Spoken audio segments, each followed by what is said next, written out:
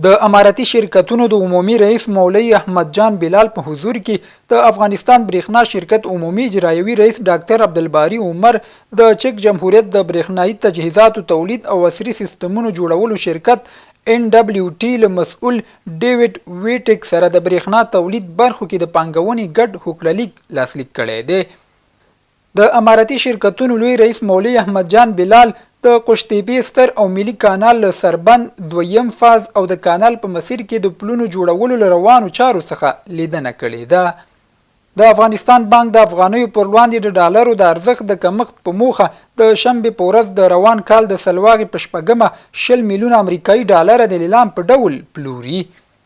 ختیځ روحلا ترخیل کرکټ اکاډمۍ کې د درملیزو کمپنیو او شرکتونو ترمنځ د کرکټ ټیبال سیالۍ پیل شوې. دغه لیک مسؤلین وای په دغه لوبو کې 10 لوبډلې برخه لري او موخه یې ځوانانو ته تفریح برابرول او ورزش ته هڅول دي.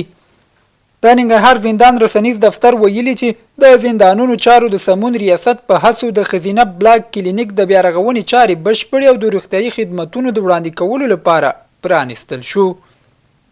او د ننګرهار کډوالو بیرته راستنیدونکو چارو ریاست مسؤلین وای تورخم عمري کیمپ د 3000 کډوالو د اوسېدلو ظرفیت لري. مسؤلین دغه راز وای تازه هر اونۍ 150 کورنۍ هیواد ته راستنیږي چې هر کورنۍ سره د نورو بیلابیلو مرستو ترڅنګ د دې ریاست له لوري 10,000 افغانۍ نغدي مرسته ترسره کیږي.